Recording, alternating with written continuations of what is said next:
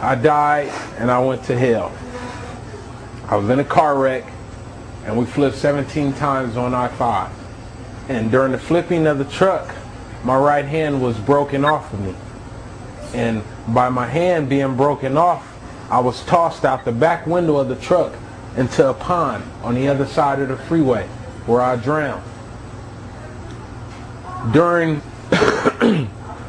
After I was already up underneath the water, the driver of the car would wake up. But she would have a busted nose, the truck was all smashed up, and her 2-year-old son was right behind her in the back of the truck, who laid crying with his head busted. But when she looked over to see where I would be, all she saw was my right hand sitting there, and I was nowhere to be found. So when she jumped out of the truck and running around in the frantic looking for me, she just looked. She just looked and she screamed. She was like, "Oh my God, where's Tyrone?" She was screaming, "Oh my God, oh my God." And all of a sudden, God is using this other guy to save me. He's using him to come from the Bay Area. And normally he takes Highway 101 to go to Oregon. God rerouted him up I-5. So he's now driving up I-5. We done flipped from the southbound side to the northbound side. The accident is already over. So when he pulls up, he has to stop because it's in front of him. So he gets out the car and he runs up to the girl and he's asking, "Are you all right? Do you need help?" She's like, oh my God, where's Tyrone?" She was screaming.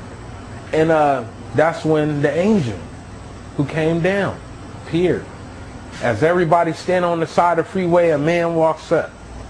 So he's talking to Shavana and he's like, "Are you all right?" And right where he is, the man walks up and points. He points to the pond. And he said he's in there. Well, Arube, the Mason guy who God was using, said, well, he said to himself, "Why didn't you go get him? You know where he is."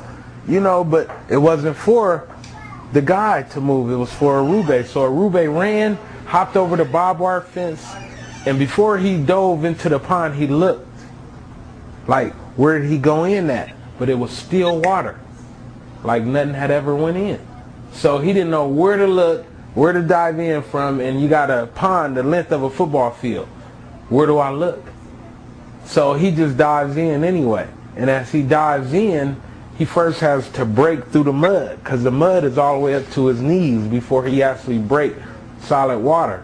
And when he goes down, he said he's down on the bottom of this pond and he's swimming, looking around in the dark. And all of a sudden God led him and he touched me. When he touched me, he grabbed me and he pulled me up to the top of the water. And he said that's when people were stopping on the side of the freeway and were hopping the fence and they grabbed me, to pull me to the side. I was dead. He said at this time, man, you were not breathing and blood was just coming out everywhere. He said, man, I'm sorry. I was, I said, man, what are you sorry for? You did. Man, you got me, dude. You did all you were supposed to do. But I was looking in his eyes to see what he saw. And to look in his eyes, he started crying because he had never seen no one dismantled like that. To where he had to dive in some water and go rescue someone that's dead. He didn't know whether I was dead or alive, but 9 times out of 10, you did. You up underneath pond water. You had to drown. So when they got me and they started doing CPR on me, that's when I came back halfway. But I went back out because I had 2 liters of water and mud in my lungs. So I passed out again, and then the second time I was revived was by the helicopter. Now the helicopter had landed on the middle of the freeway, stopped traffic on both sides and landed and picked me up, and they flew me back to Sacramento to UC Davis Medical Center.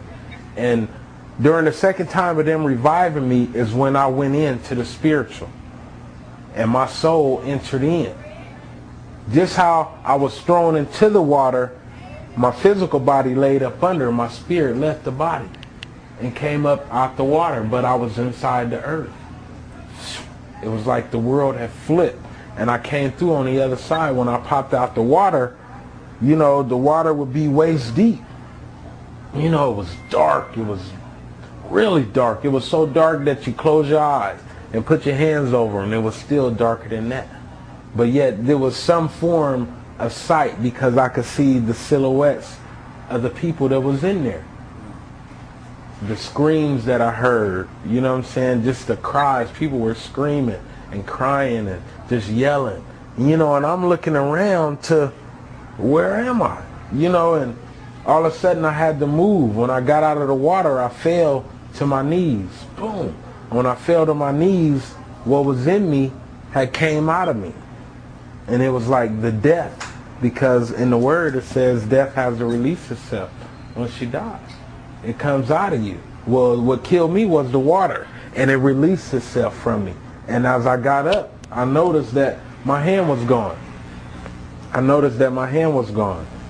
And it wasn't something that I paid attention to, because down there, you don't, the cares of this world. On here, I would be worried about my flesh. You know, it's my hand is hurting, but there is no type of thoughts like that. I seen that it was gone, but kept going. And when I looked up, I seen the people that were in the water that were coming out and moving and going towards. The people that were in front of me, like you guys are, see I'm standing here, are the ones that had died before me, because they're in front of me. The people that are popping up out the water behind me are the ones that died after I did, because you got the whole world. How big is the world? How many people dwell in the world? How many people die every second? Well, there's someone dying every second. You know what I'm saying? Because that's the way it goes. But when you die, where are you going?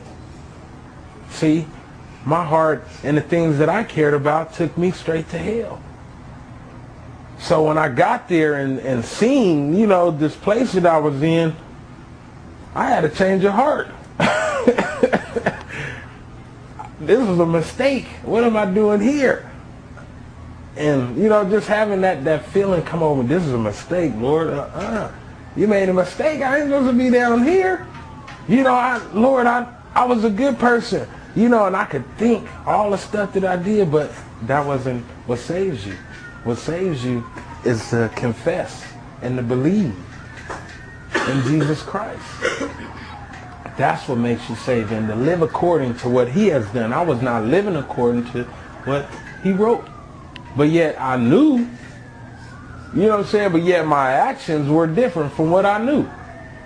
So my actions is the truth and what led me there. You know, and after I came out of this pit, it was a tunnel that everyone had to go to, and I came out of this tunnel. And there was a hole in the earth, like 40 feet deep. I was down. But right in front of me was what separated the rich man on one side and Lazarus on the other side.